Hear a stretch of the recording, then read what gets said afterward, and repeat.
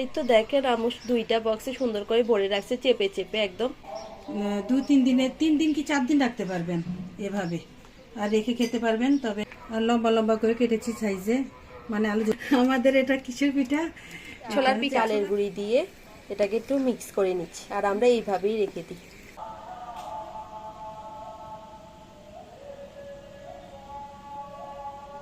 আসসালামু আলাইকুম, কেমন আছেন সবাই? আশা করি ভালো আছেন। তো আজকে প্রথম রোজা, ভোর রাত্রে এতে খাবার খেতে উঠছি। তো প্রথম রোজার দিন আমি বেশি কিছু করিনি, তো ডিম আর আলু দিয়ে রান্না করলাম, রাতে শুধু দুধটা জাল করে নিয়েছি। তো আমরা ভোর রাতে তেমন একটা খেতে পারি না। ভোর রাত্রে উঠলে বোঝা যায় যে কি সুন্দর করে সবার ঘরে ঘরে লাইট জ্বলতেছে, সবাই উঠছে। আর আর বাইরে ওই যে ডাকাডাকি করে যে ওরা মাইকে ডাকতেছে। রাতে আমার ভিজাইতে মনে ছিল না, তো এখন ভিজিয়ে দিতেছি। পেঁয়াজু খাই না আমরা, এই ডালের পেঁয়াজুগুলো খাই, এগুলো বের করা হয়নি। এখন এখান থেকে ভিজিয়ে দেব, সময় পাই নিয়ে আসলে। আর এত বড় পটও আমাদের কাছে নেই। হ্যাঁ, আম্মু সব সময় চনা বট রাখতে অনেক কষ্ট হয়, আর এর পরের মাসে আমরা বাসা বদলাবো, এই জন্য সবকিছু মিলে উল্টা পুল্টা হয়ে গেছে। এখন আমি অল্প করে ভিজাচ্ছি যাতে 1 সপ্তাহের মতো চলে, এরকম ভিজাবো। আমার বাসায় আবার চনা বুট মুড়ির সাথে একটু কম খায়, সবাই একটু মুড়ির সাথে অন্যান্য জিনিস বেশি খায়, চনা বুটটা একটু কম খায়। করে ঝেড়ে তারপরে আবার মানে পট ভরে ভরে রাখবো। দুপুর পর তো ভিজলে তারপর আবার এগুলোর আবার প্রসেসিং করতে হবে। বিকালে পকোড়া তৈরি করবো, এই জন্য আম্মু এখন থেকে এটা মিক্স করে রেখে দিচ্ছে পালং শাক দিয়ে। হ্যাঁ, পালং শাকের পকোড়াটা খেতে অনেক ভালো লাগে, আর এটা একবারে মিক্স করে 3-4 দিন রাখা যায়। পালং শাক কাটা শেষ, এখন আম্মু আলু দিয়ে দিচ্ছে। এখানে আলুটাকে পাতলা পাতলা করে কেটে নিয়েছে, আর লম্বা লম্বা করে কেটেছি সাইজে, মানে আলু যতটুকু লম্বা ওই লম্বা সাইজে কেটেছি। আর আম্মু এখন লবণ আর পানি ছাড়া সব কিছু মশলা দিয়ে দিয়েছে, আর এইভাবে মিক্স করে রেখে দিবে, পানিও দেওয়া যাবে না। লবণটা দিলে পানি ছেড়ে দেবে, এতে করে খাবারের মানটা নষ্ট হয়ে যাবে। যেহেতু আমরা 2-3 দিনের জন্য রাখবো। হ্যাঁ, 2-3 দিনের জন্য যেহেতু রাখবো, তাই লবণটা একদমই দেওয়া যাবে না। আর যখন ভাজবো তখন লবণটা দিতে হবে। আর এরকম হালকা হাতে এটাকে ম্যারিনেট করে নিতে হবে। একটু ম্যারিনেট করা হয়ে গেছে, আমি আর এটাকে মানে চেপে চেপে কষলাবো না, এই যে এইভাবে এই যে জুড়ে জুড়ে রাখছি। এই তো দেখেন আম্মু দুইটা বক্সে সুন্দর করে ভরে রাখছে চেপে চেপে একদম। এই কাজটা করে রাখলে অনেকটাই সময় বাঁচে আম্মুর।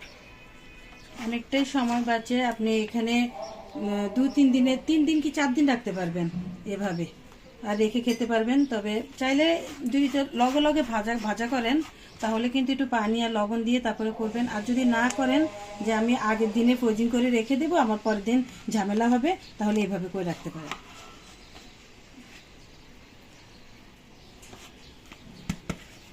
ভোর রাতে যে আম্মু ডালগুলা ভিজিয়ে দিয়েছিল ওগুলাই এখন আমরা বেটে নিচ্ছি।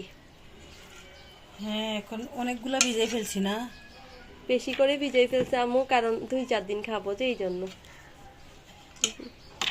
বেশি করে ভিজাইলেই ভালো, বেশি করে ভিজাইলে অনেক দিন যায়। আর এগুলো একটা ঝামেলার কাজ, এগুলো কয়েকদিনকার ঝামেলা একসাথে শেষ হয়ে যাবে। পেঁয়াজুর ডাল বাটা শেষ হয়ে গেছে, এখন আম্মু হলুদের গুঁড়ি, মরিচের গুঁড়ি আর চালের গুঁড়ি দিয়ে এটাকে একটু মিক্স করে নিচ্ছি, আর আমরা এইভাবেই রেখে দিই। সাথে একটু জিরার গুঁড়াও দিছি। তো আমার বাসায় ধনিয়ার গুঁড়া ছিল না, সেই জন্য দিতে পারলাম না, তবে ধনিয়ার গুঁড়া দিলেও ভালো হয়। তো যত এসব মশলাগুলো আছে সব দিয়ে দিছি, এখন মিক্স করে নিচ্ছি। এইভাবে করে রাখলে আম্মুর কাজ অনেক সহজ হয়ে যায়, এই জন্য আম্মু এইভাবে করে রাখে। কারণ এগুলা ছাড়াও আরো অনেক কাজ আছে আমাদের, এই জন্য কাজটা যত পারি সহজ করে রাখি। হ্যাঁ, এটা আপনাদের জন্য অনেক সহজ হবে। শুধু পেঁয়াজ আর কাঁচামরিচ কাটবেন, আর যদি ধনিয়া পাতা দেন দিবেন, বাস। আর একটু লবণ দিয়ে দিবেন। আমি কিন্তু এখানে লবণটা দেইনি, কারণ কে কতটুকু কখন কিভাবে খায় সেটা পরিমাণ মতো বুঝে লবণটা দিতে হবে। তো হয়ে গেছে, তা আমি কিন্তু এখানে এভাবে দাগ দাগ দিয়ে দিয়েছি যাতে আমার পরে সুবিধা হয়। তো তারপর যখন শক্ত হয়ে যাবে তাহলে ভাঙতে সুবিধা হবে।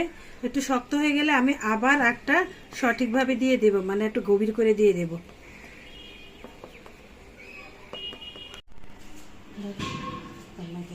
রমজানের দিন, অথচ আমাদের দেখেন কি অবস্থা, পানি নাই, নিচ থেকে পানি তুলে আনতে হয়েছে।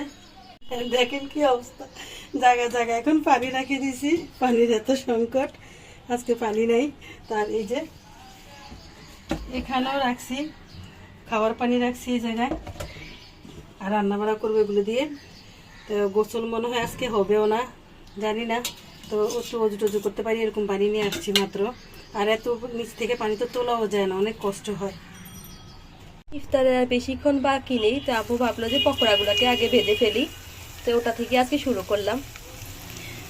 এত সুন্দর হচ্ছে কি বলবো, আসলে এটা আসলে অনেক একটা ভালো একটা আইডিয়া। আর এখন তো পালং শাক অ্যাভেলেবেল পাওয়া যায়, এখন পালং শাক খাওয়ার সময় এভাবে যদি পকোড়া বানিয়ে খান, খেতে অনেক ভালো লাগবে। রমজানের জন্য বেস্ট একটা পকোড়া, অনেক মজা হবে, কিন্তু আমরা এখনো খাই না, কিন্তু দেখে বুঝতে পারছি। মাশাআল্লাহ, অনেক সুন্দর কালার আসছে একদম, হ্যাঁ, আর গ্রানে মোমো করছে একদম। আমি আগে কখনোই পকোড়াটা বানাই নাই, এই ফার্স্ট বানালাম। ফার্স্ট বানিয়ে আমার মনে হয় যেন অনেক ভালো হয়েছে, অনেক। আম্মু পাকিস্তানি একটা শেফ থেকে শিখছিল, আর ওখান থেকে শিখে আম্মু বলছে এবার রমজান আমি এটা অবশ্যই ট্রাই করব। আর এখন দেখেন আম্মু ট্রাইও করছে, খুব ভালো হয়েছে কিন্তু। একদম পারফেক্ট, ঝনঝন করে বাজতেছে, এত মানে ক্রিস্পি হয়েছে। পকোড়া বাজার পর এখন পেঁয়াজগুলো আম্মু ভেজে ফেলছে। মাশাআল্লাহ, আজকে পেঁয়াজগুলো অনেক সুন্দর কালার আসছে না? হ্যাঁ, আম্মু আসরের পর থেকে ইফতারি বানানো শুরু করে দেয়, কারণ এখন অনেক সময় কম থাকে। হ্যাঁ, খুব কম সময়ের মধ্যে আজান দিয়ে দেয়।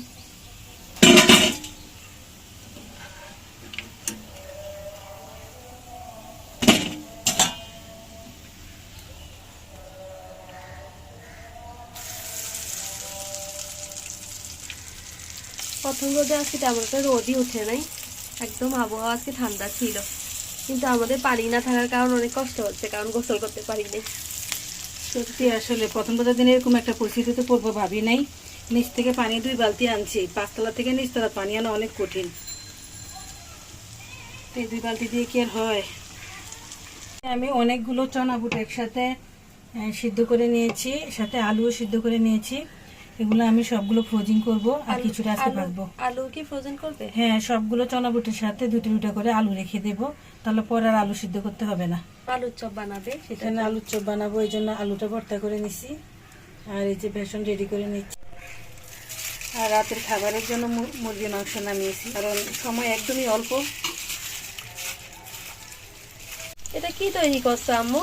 এটা তোমার পাগলামি তৈরি করছি, টিশার পাগলামি। এটা হচ্ছে টিশার পাগলামি, কোথায় জানি দেখছে সোনাপুর দিয়া বেসন দিয়া পাতলা করে এভাবে চাপটির মতো বানায়, আর এটা দেখে শুরু করছে বানাই দাও, আমার একটু বানাই দাও আম্মু।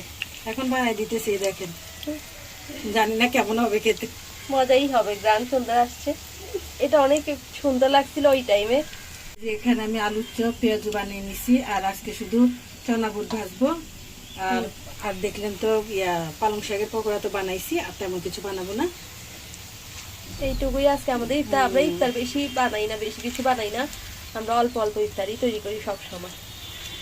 বেশি করে পরে খেতে পারি না, যে অনেকে আছে না যে একদিনের ইফতারি 2 দিনে খায়, আমরা এরকম। পুদিনা পাতা, আর মাশাআল্লাহ অনেক ভালো হয়েছে। ভাবছি যে কয়েকটা পাতা তুলে নিয়ে যাই। এতে অনেক বড় বড় পাতা হয়েছে, আর দেখলে অনেক মন ভরে ওঠে। আমি কিন্তু এগুলা চারা করছি, চারা থেকে গাছ হলে গাছটা অনেক গ্রোথ ভালো হয় না তাসিন? হ্যাঁ, এগুলো আমাদের আগের বছরের পুদিনা পাতা না? তাসিনও কিন্তু আজকে রোজা রাখছে। তাসিন?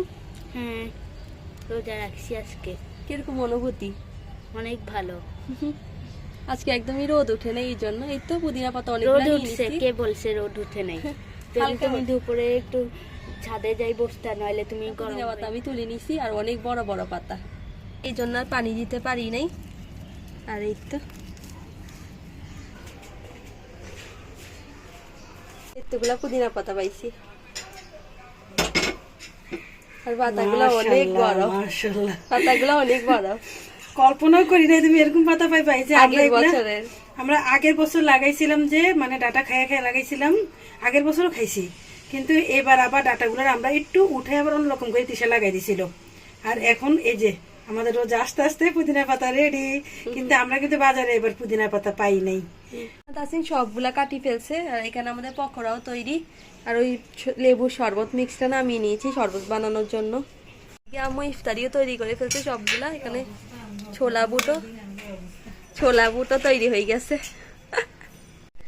আমরা যে রমজানের আগে শরবত মিক্সটা তৈরি করেছিলাম ওটাই সেটা।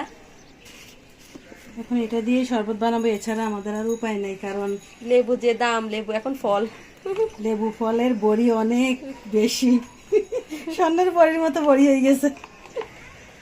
একটু লাড়াচাড়া দিলে তারপর একটু মিক্স হয়, আর তখন দিলে সুবিধা হয় আর কি।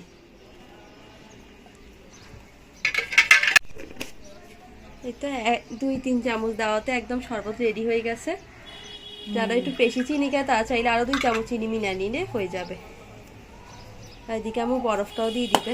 ছোট্ট একটা কিউব করে রাখছো, কয়েকটা কিউব দিলেই বাস যথেষ্ট।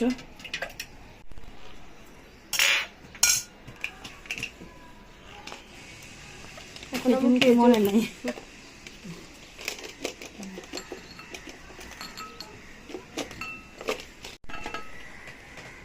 আমাদের আর 10 মিনিট বাকি, বেশি টাইম নেই। তাই আমরা ইফতারি করার জন্য চলে যাচ্ছি। আপনারা সবাই ভালো থাকবেন, সুস্থ থাকবেন, আমাদের জন্য দোয়া করবেন। আর আপনাদের রমজান কেমন কাটলো সেটাও জানাবেন। আমাদের এতটুকুই আয়োজন, আলহামদুলিল্লাহ, আল্লাহর কাছে অনেক অনেক শুকরিয়া। তো আমরা আজকে অনেক কিছুই তৈরি করতে পেরেছি। আর এই যে সবচেয়ে সুন্দর এটাকেই লাগছে।